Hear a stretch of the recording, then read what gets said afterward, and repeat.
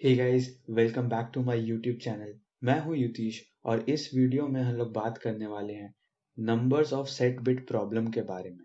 ये प्रॉब्लम बहुत से कोडिंग इंटरव्यूज जैसे कि अडोब और याहू में पूछा जा चुका है और ये बहुत ही इजी सा प्रॉब्लम है। तो देखते हैं कि इसका प्रॉब्लम स्टेटमेंट क्या है। तो ये प्रॉब्लम स्टेटमेंट ये कहता है कि हम लोग के पास एक नंबर है दैट इज n। तो हम लोग को उसमें number of set bits find करने के कितने होंगे। Say for example if n is equals to 11 तो हम लोग का बाइनरी इक्विवेलेंट नंबर होगा 1011 और number of set bits will be equal to 3, इसीलिए हम लोग का आउटपुट 3 आएगा।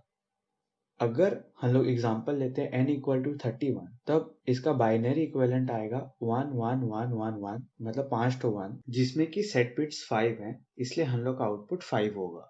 तो हम लोग ने तो प्रॉब्लम स्टेटमेंट को देख लिया, तो चलिए जानते हैं कि इसका सोल्यूशन क्या हो। पर उससे पहले मैं चाहता हूँ आप इस वीडियो को पॉज करें और सोल्यूशन के बारे में सोचें। तो चलिए देखते हैं कि इस प्रॉब्लम का ब्रूट फोर्स अप्रोच क्या होगा। सपोज हम लोग को इनपुट दिया है एज 11, तो हम लोग को ये जानना है कि इसमें कितने सेट बिट्स होंगे। वो जानने के लिए हम लोग को इसके बिट्स को एक्सट्रैक्ट करना पड़ेगा, क्योंकि बाइनरी नंबर्स का बेस 2 होता है, जिसका ये मतलब है कि बाइनरी में दो ही नंबर होते हैं 0 और 1। तो हम लोग इसको एक्सट्रैक्ट कर सकते हैं यूजिंग नंबर मॉड 2। इसको यूज करके हम लोग जो इनपुट दिया हुआ है जैसे फॉर एग्जांपल 11, उसके लास्ट बिट को एक्सट्रैक्ट कर सकते हैं। उसके बाद उसको चेक कर सकते हैं कि वो 0 है या 1 है और फाइनली उस नंबर को 2 से डिवाइड कर सकते हैं। यहाँ पे ये दो ठो रिप्रेजेंटेशन मैंने दिए हैं, ये खाली समझने के लिए दिए हैं। हम लोग 11 को ही पास करेंगे जिसका मॉड 2 करेंगे एंड 11 बाई 2 करेंगे जो कि एक्चुअली 5 ही होगा। और ये हम लोग तब तक करते रहेंगे जब तक n is not equal to 0। हम लोग जब भी चेक करेंगे लास्ट बिट को, तो वो जब भी 1 होगा हम लोग एक वेरिएबल रखेंगे जिसको हम लोग इंक्रीमेंट कर पाएंगे बाई 1। ये तो इसका ब्रूट फोर्स अप्रोच हो गया। तो चलिए देखते हैं कि इसका एफिशिएंट और फास्ट अप्रोच क्या होगा, और उसको हम लोग करने वाले हैं यूजिंग बिट मैनिपुलेशन। तो चलिए जानते हैं कि इसका एफिशिएंट सोल्यूशन क्या होगा। सपोज हम लोग का n इक्वल टू 11 है, तो हम लोग यूजिंग बिट वाइज एंड इसका एफिशिएंट सोल्यूशन निकाल सकते हैं। n equal to n and percent n minus 1, इसका ये मतलब है कि हम लोग बिट वाइज एंड कर रहे हैं बिटवीन द नंबर जो हम लोग को गिवन है एंड n माइनस 1, जिससे कि हम लोग का लास्ट सेट बिट एक्सट्रैक्ट हो रहा है। बिट वाइज एंड कुछ इस तरीके से काम करता है कि अगर 0 एंड परसेंट 0 है तो वो 0 होगा, 0 एंड परसेंट 1 है तब भी वो 0 होगा, एंड 1 एंड परसेंट 0 है तब भी वो 0 होगा, और खाली 1 एंड परसेंट 1 होने से ही वो 1 होगा। हर बार जब हम लोग इसको कैलकुलेट करेंगे हम लोग काउंटर को +1 से इंक्रीमेंट कर देंगे, और ये तब तक चलेगा जब तक n is not equal to 0।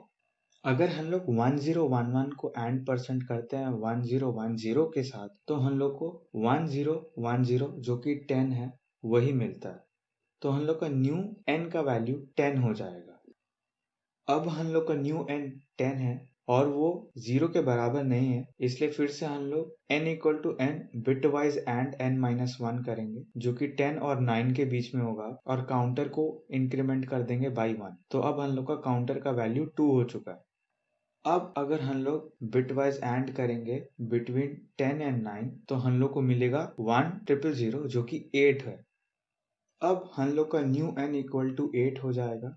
फिर से n bitwise and n minus 1 करेंगे जो कि 8 और 7 का बिट वाइज एंड होगा, काउंटर को इंक्रीमेंट करेंगे बाई 1, सो काउंटर हो जाएगा 3, और हम लोग को बिट वाइज एंड का रिजल्ट मिलेगा एज ऑल जीरोज।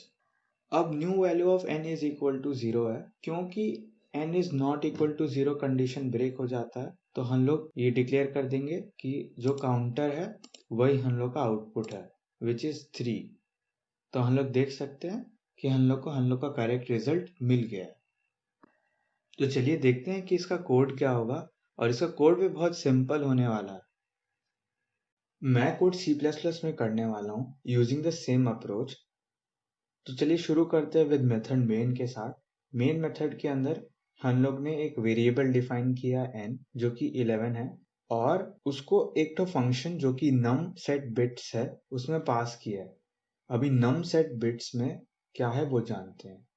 सो num set bits जो कि नंबर ऑफ सेट बिट्स का फंक्शन है उसमें हम लोग एक तो वेरिएबल डिफाइन किए हैं जो कि काउंटर है और एक लूप चलाएं जब तक n is not equal to 0 और हम लोग n को बिट वाइज एंड किए हैं n-1 के साथ और स्टोर कर दिए वापस n में और काउंटर को इंक्रीमेंट कर दिए और फाइनली हम लोग काउंटर को रिटर्न कर दिए।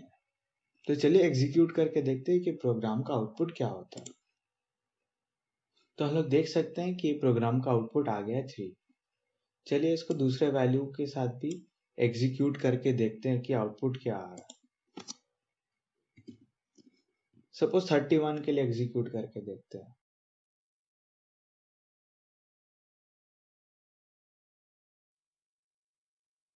तो हम लोग देख सकते हैं कि इसका आउटपुट 5 आ गया जो कि 5 ही होना चाहिए क्योंकि 31 में सारे सेट बिट्स होते हैं अगर हम लोग 5 बिट के इंटीजर को कंसीडर करें तो।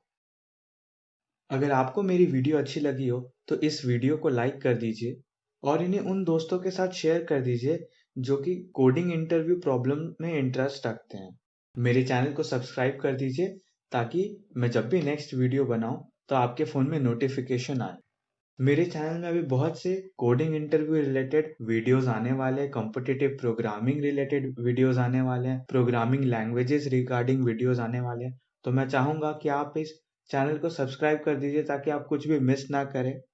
Thank you for watching this video. Have a nice day.